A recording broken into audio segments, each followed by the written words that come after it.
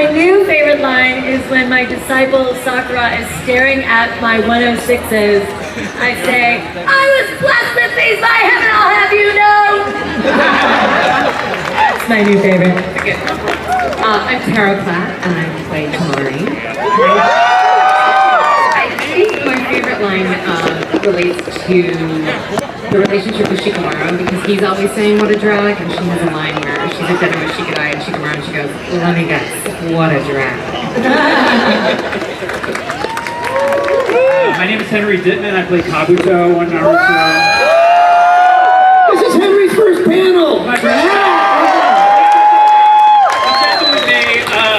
My favorite line is, dreams don't come true when you're dead. Hey, I'm Ben Diskin. I'm the voice of Sai. My favorite line from him is because his emotions are completely cut off and he has no idea that he's being rude. It's just, Naruto, do you have any balls at all? For the kids. You know, for the kids. Okay, thank you so much for that. So I'm just gonna ask some really fun questions. And one of those is, if you could spend a day with Naruto, what would you do? Eat ramen. Yeah. I've never had ramen, so that's what I would do. Shut up! Kate, I've never had ramen. Kate, we're going to run. So apparently, yeah, we should go. Silver Lake is doing. We invited you. By the way, don't blame us. That's true. I think you should definitely go. He's been drinking. What's the question? What would you do with Naruto if you could spend a day with him? We have to do research. Thank you. Binoculars are not required. Oh, that is awesome. So what character development surprised you the most throughout the whole series? My boobs just keep getting bigger and bigger. But was that surprising? I think Sasuke becoming a dad was pretty surprising. And then apparently if you read a manga, a treat. I don't know. But yeah, I think that was the twist I did not see coming. I think I didn't see the Jiraiya twist coming. But I'm alive in reruns. Thank you for that, Miley. Yes. I like the fact that I came back as a clone and also time travel. Isn't that amazing? I didn't expect Kabuto's story to be so gut-wrench. I thought he was just a fun. It's fun to play it's fun to play those jerks, but I didn't really expect Kabuto to have this spoiler alert, deep, heartfelt, disturbing, heartbreaking emotions. Like one of the hardest recording sessions I've ever had after playing in a dozen years to find out why he's like that. And I think we don't get these scripts in advance, right? We read them. No. Oh, you don't? Just you, Henry, just you. Well, I never have. But it's like the first time I've recorded something and not had to conjure up acting to play it. Because I felt so connected to it each line. What's the name? Dragon Ball Z. I was surprised that I wound up marrying this guy. You're telling me. Because I really had no I thought we were going to get married. Yeah, because I was convinced. Stay home. Yeah, so that was surprising to me, seriously. Yeah. So I'm about to ask my last question, so you're more than welcome to start lining up right over here to my good and great co-host, Callie T. Did you have a stroke? So please start lining up right over here if you have your questions. So for my final and last question, other than your character, if you were to go to a con and cosplay, who would you cosplay? Rock Lee.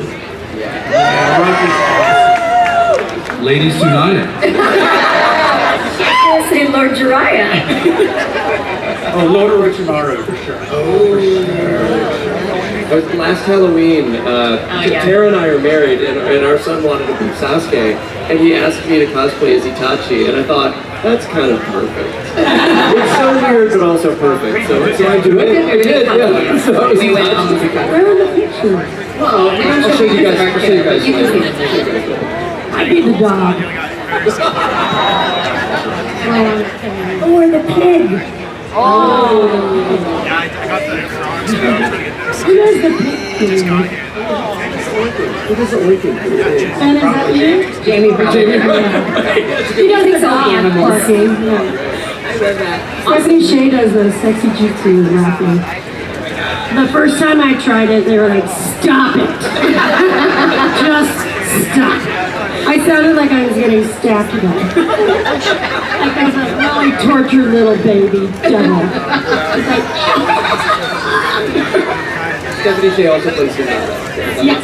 She's multi-talented and a great director. Awesome. Thank you so much. Now we're going to open up the questions to the audience. Hello, my name is Stephen. So how do I feel about that now Naruto's coming back Monday through Friday and we're watching that cartoon Nabi rerun? News to me. I only, because when you said that yesterday, that was the first time I heard it. It's cool to have like a portrait here. And also, like, as a parent, I actually like the idea of TV shows that are on TV so that my kid is not watching something on screen and getting the dopamine hits from screens. I'd rather have to schedule something and look forward to it because in your brain, the neurotransmitters, actually it's about the anticipation is where you get the dopamine hit. So like anticipating a TV show at a certain time each day is better for your brain than just like scrolling on your phone and getting the content. Yeah, sorry, I had to throw a little science on there, but it's so I'm in real good favor of that. Was it, did you say on Cartoon Network? I've been ordering my dopamine in the mail. I know, and that works. It's totally fine. Canadian.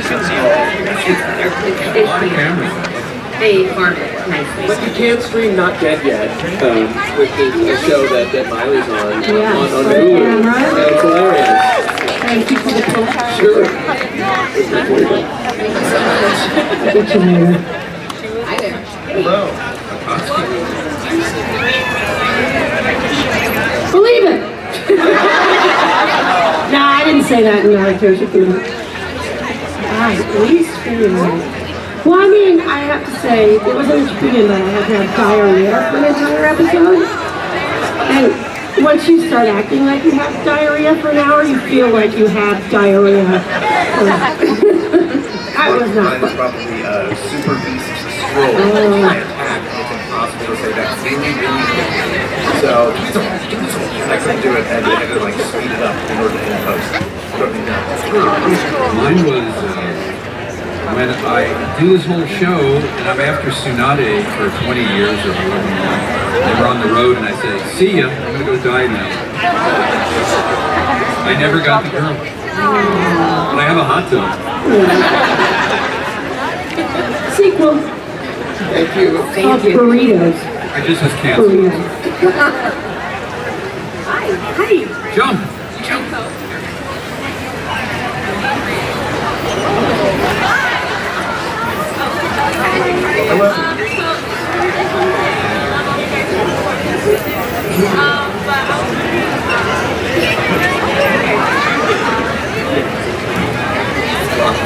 Naruto. Choji. Goku. Oh, sorry, Sean. Any nice character. Constantly sneering and missing any hero. Play someone who's mute. He doesn't scream Rasengan 40 times. You could be Sasuke and just go, Good at that. Believe it. Get you later.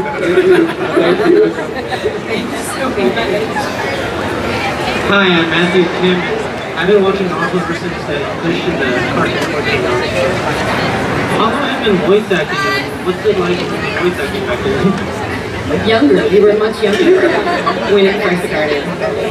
It's been almost 2 decades. 1880. 1900. Naruto was actually my first anime voice job, and it was actually Yuri who got me the other day. Right. Yuri and Tara and I did a play together, where, surprise, I played a real jerk. And then maybe 6 months later, or a year later, Yuri called and said, there's this great part, and you'd be perfect for it. I thought exactly as you. Because you're very handsome. It's fine. And I got to the studio and I didn't know anything about the show. I think I even said, like, I'm here for Naruto. Is it Naruto? No, it's Naruto. And of course, he was a huge jerk, but this was my break into anime, was this role. And I didn't know what I had stepped into. And then I was doing hosting coverage at San Diego Comic-Con and someone was cosplayed as Naruto. And I interviewed them because I was covering James Haver, like I'm covering them. And in the end I said, can I get a picture with you? And she said, why? I said, oh, well, my name's Riverside. And she started to shake and she was crying. And She ran away from you? And she ran away. But that was the moment where I was like, oh God, this is something bigger than I ever thought it was. But it's really been very terrible. We take 50%. And you're doing great on your first panel, by the way. Oh, I'm so nervous. I'm doing great. I don't know where they are, but we have one of the directors of Naruto is here. Where is she? They run on. Susie. Oh, over there, right there, over there. Raise your Ladies and hand. gentlemen, Susie. And say hi, Susie and Sierra. She sits on blind and deaf. They work on other things, but I really think we got to give credit to them for, like, first of all, wrangling this beast of a show and really knowing the show so that they can figure out, like, how to cast a new person. Like, when Sai came along, I was like, who's this? You know, I didn't know you at that point, but I just heard your scenes that I was playing off you, and I was like, oh, God, I love that voice. And so they cast and they, you know, they direct and produce, and they never get any credit. So let's give them a round. You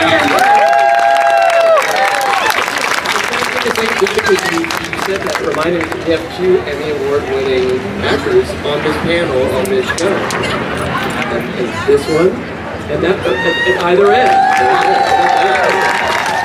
That's a loss to my Emmys. My Emmy's broken. Yeah, some kid did it. I was teaching college and I was like, I'll bring it in, you guys can take pictures. And he goes, oops. And I was like, what? Yeah, so it's broken. Did you tell your agent you need to win another one? Yeah. No, I Gotta called, win another Emmy. I called the Academy and it's such a hassle, I just stuck it on the top. I'm just gonna weld it myself. Naruto did well done, sure. Yeah. Thank you so much. Thank you. Hi there.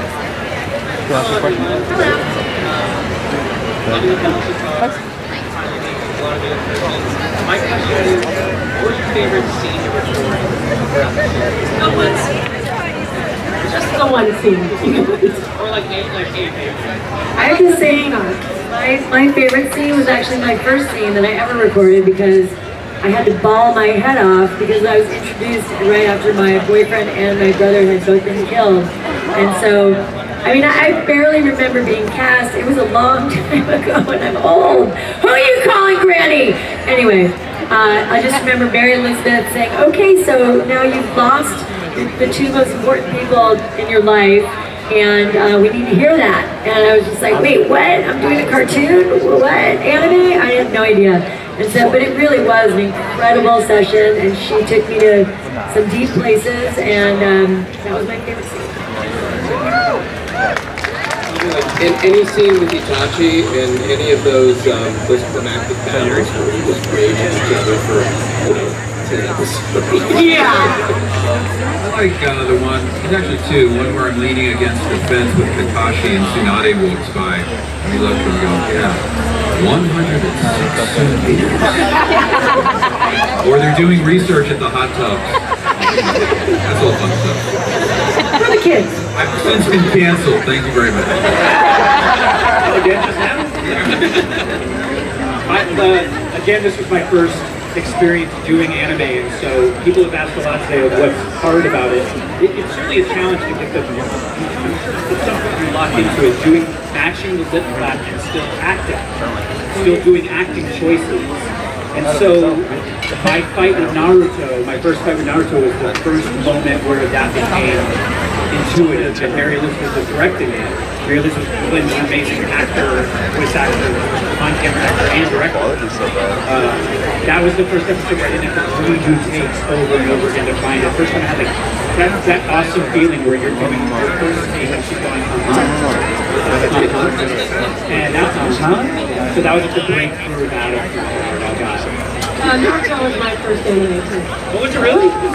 And I think It went pretty well for you. it went okay, yeah. Alright. But I didn't know how to dub either. So I kind of had to learn the process and then, I did. Did you remember Bridget Verdine, the director of Bridget Verdine? She asked me my very first dubbing video game, and the first time I went, the way it works is they go beep, beep, beep, and then you start talking. It's like it gets you in, it's like truck drummers. And no one told me that. You're doing no one told me that. So I get there for this session, I'm hired, I fill out the contract, and I go in the studio, and then it goes beep, beep, beep. And she's like, all right, we'll try again. Then I get 3 times. They're fighting. She's like, Henry, that's your cue. That's where you time. I know. I'm kidding. I remember I was learning how to do it and I got really frustrated because it was a really screamy thing. And I didn't realize that it's, for me doing that voice and screaming non-stop, I like have a limit. In our contract you can do up to 4 hours. And I was like, I can't do this for 4 hours. I just can't. I'll blow my kite. So I remember I got really frustrated and I was like, I can't. I got really frustrated. Like, I'm out. And I never left the job and I left. And I went down, so we're in that horrible building and you have to valet your car. So I get down to the valet and I'm like, I forgot my phone. So I had to go upstairs. I know I just left, but did I get my phone? What's that with Mary Elizabeth? Someone else. I walked out on that director too. You did? For very different reasons. Next question. Next question. Yes, sorry. Thank you so much. Thank you, Calvin. Hi, hello. This is my first car. I'm actually here with my brother's family and my friend and his girlfriend. Welcome. My name is Adrian. It's nice to see everybody here today. You guys have awesome cosplay going on. For my first time, I'm pretty impressed. But I was curious because I know that there's a lot of young people here today, especially because I think I'm very inspired by each character and their dreams and what they want to do. It's very tough growing up and knowing exactly what you want. So I think in a way anime helps everybody together but my question here is how do you guys know that voice? They fired me as a waiter several times, and then I took the cue, voiceover. And then I got into voice unders, which is different. It's subliminal stuff. Don't pay attention to me. I'm an old man. I'm the oldest person here. Mike. Okay. I would like to say, because I always tell people that are interested in the arts, anything. I didn't know what voiceover was at all. I moved to LA to do music. And then met someone at Disney, blah, blah, blah, and she said she should get into voiceover, and I said, voice what? I didn't even know what it was. And I share that just to say, don't assume that you know exactly what you want. Because this has turned out to be such a but a really good career fit for me, because I am far too lazy to care about my appearance enough to really be an on-camera actress. I barely wash my hair anymore, but you did get it clean today. But, and the pandemic really did ruin that, let me tell you. So all this to say, but it's so amazing, and I get to see all these different characters, I get to be with all these people, and it's low stress. I don't want to memorize things, the script is put in front of you. You just have a good time. And I didn't even know what it was. And if I had been so stuck in my head, like, no, because I moved to LA to be a singer-songwriter, and I was like, I'm going to be, whatever, Taylor Swift, give me 6 months. And I really thought that was what I was gonna do. And this is such a better thing. And I was just open to it. She's an amazing musician, by the way. Like, if you can check it out, plays piano, like you, Naruto. You're not an idiot!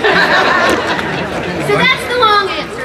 By the way, Kate is also Barbie in a lot of DVDs. Oh, yeah. But it's a great, fun career for me. Didn't know it.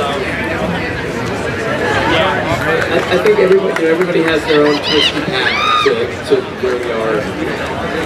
Did anybody, here's a question, did anybody on the panel like come out and say, I want to be a voice actor? No. Okay, Ben. Yeah. There are one in 100. But just to show you, I mean, especially at the time, there were less people who even really Right, knew. when we all started, it wasn't this known thing.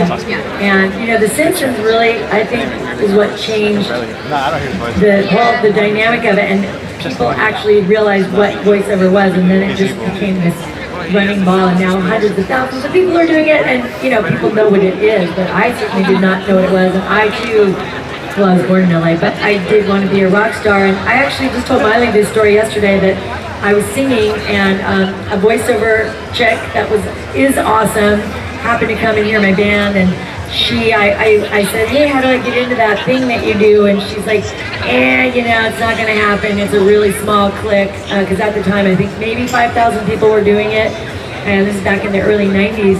And I actually matched her voice and played her on 101 Dalmatians cartoon series, and never looked back. So you never freaking know what's gonna happen. And thank you, Pamela. And weirdly, I now double that same one. Right? We found that out yesterday. Yeah. Now I'm doing it. Me and Henry and Ben, we're all doing it. Ben's like a baby. That's how Like, lucrative. Ben is the one that grew up watching, I'm sure, way more. And Emmy Award winner Ben Biscuit, will you tell us why you did it? Multi-nomination. Yeah, well, so to me, this industry has always been like entertainment quicksand. Like what they were saying, everybody wants to do something else. They come to LA, they get stuck in this industry, and then they go, you know, this is actually pretty cool. LA is better. And for me, I used to do on-camera stuff. I was a little kid, I get picked on for it at school, and I started doing voiceover, and nobody knew it was me, and I went, well, this is what I want to do. I want to do nothing but this because this is fun, and I get to hear some people who play. So I come here, even though I am, I go, oh, nobody knows who I am. We also don't know who he is, which is weird. Yeah, I stuck on. That is an interesting thing about voiceover too, though, because I met Yuri and Tara doing theater, and Miley and I met at the same theater doing stuff. I think we're doing super cool stuff around the same time. I was doing the late night one, and I was doing the play. The real play, and I was doing the Yeah, you were doing the, the amateur stuff. like if you're an on-camera actor, you can play. It's not like being in New York theater where they're going to put a fake nose on you and a mustache. You can play any age you want. On camera in Los Angeles and Hollywood, you play what you look like, unless you're Brad Pitt. Like, unless they pay you to lose 40 pounds, play what you play. So I play douchebags in suits and snarky lawyers and all these things. But in voiceover, I can play anything. And the other thing is, being an actor, you audition more than you act often.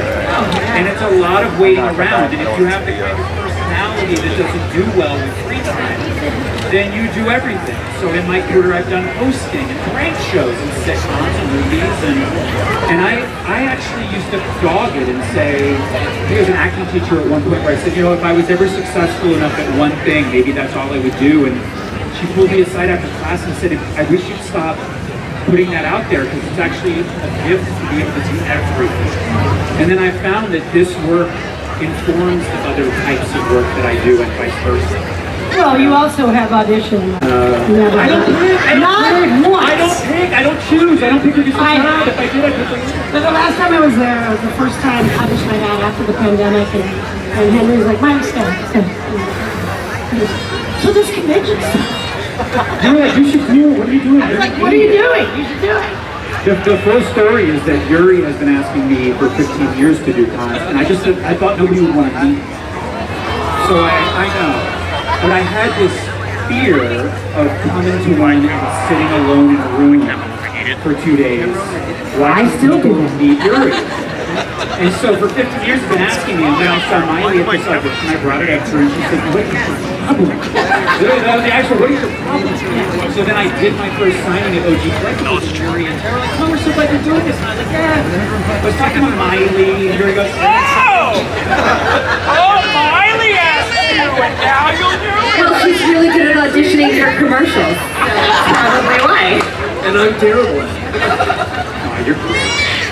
Thank you for the question. Thank you so much. Thank you. Hi. So I have a question. Since you guys are the English versions of Naruto cast, have you guys ever met the original Japanese voice actors? We tried really hard, actually. Even though recently we were in Japan and we tried to make it work out and we were not able to, but we did a tour of the studio. I just got to meet the Japanese Rock Lee in Dallas. They brought him out, and Brian, who plays Rock Lee, English dub, they were together. It was awesome. But they did have a really bad time. The Japanese actors said they wouldn't come back. Really? I know. I don't know, something happened, and they didn't like. Oh, it wasn't me. It wasn't me. I kept calling the guy that's the Japanese and he kept hanging up the phone. I don't know what that's about. I really don't. Maybe because you weren't speaking Japanese.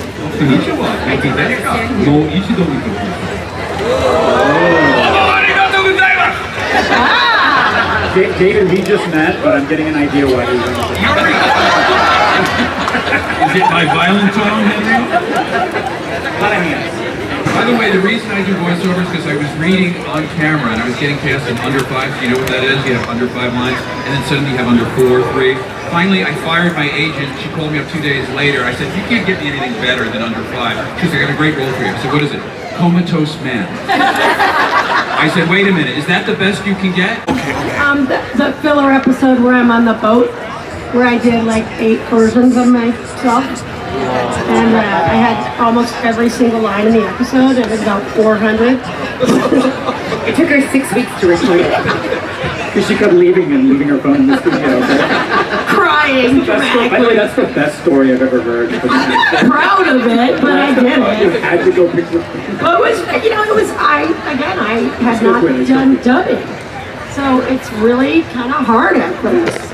They must have loved you so much that they let you come back after They still have her phone. Yeah. That's the only reason she goes. Right. Like, someday I'll get my phone back. One day, that flip phone. Thank you. So You're my we only have time for one more question. Oh, that'll be good. This has got to be good. How you guys doing? Good. Thank you. Great question. That was the question. All right. What a waste. It's not a way. David Lodge.